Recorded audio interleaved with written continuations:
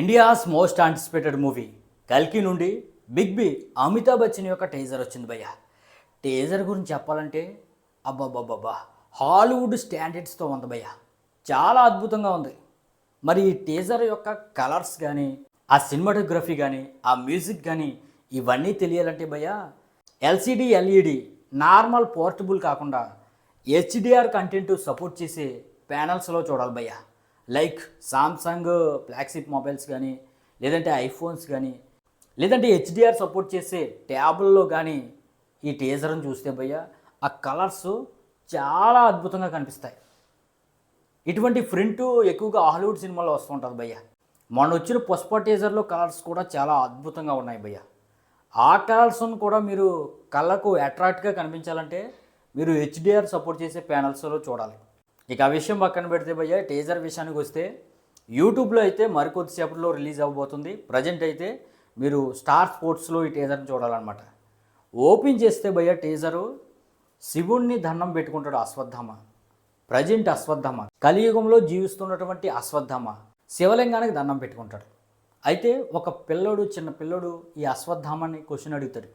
అసలు నీకు మరణం లేదు కదా, నువ్వు ఎవరివి, నువ్వు దేవుడువా అని క్వశ్చన్ అడిగితే మరి అశ్వత్థామ చెప్తాడు, నేను ద్వాపర యుగం నాటి దశావతారంలోని ఒక వ్యక్తిని, నాకు మరణం లేదు, నేను ద్రోణాచార్యుడి కుమారుణ్ణి అశ్వత్థామని అని చెప్పుకొస్తాడు భయ్య.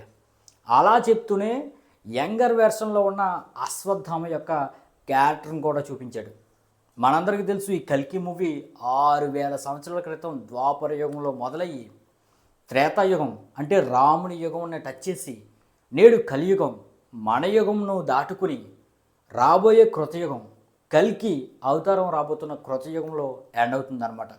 అంటే 6000 సంవత్సరాల ఈ లెంత్ అనేది మన నాగశ్విని చూపించబోతున్నాడు. ఇది మాత్రం మరో చరిత్ర అవ్వబోతుంది భయ్య. వరల్డ్ సినిమా చరిత్రలోనే ఒక అధ్యాయం ఈ కల్కి అనేది సృష్టించబోతుంది. అసలు కల్కి మూవీయే భయ్య ఈ టీజర్ యొక్క షార్ట్తోనే మొదలవుతుందేమో అని నాకు అనిపిస్తుంది.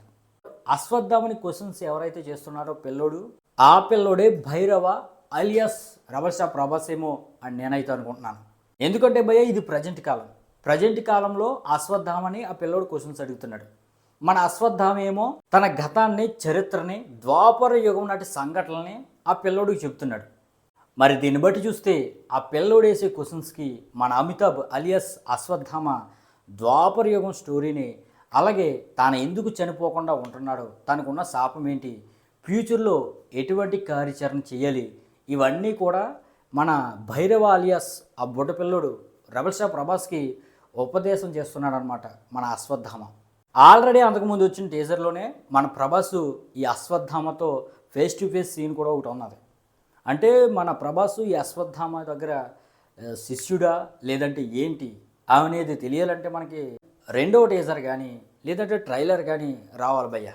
కానీ కొద్దిసేపే టీజర్ ఉన్నప్పటికీ భయ్య ఆ కొద్దిసేపు చూపించిన ఆ సినిమాటోగ్రఫీ కానీ, ఆ కలర్స్ కానీ, ఆ వాయిస్ ఓవర్ కానీ ఇవన్నీ భయ్య చాలా అద్భుతంగా అనిపించింది.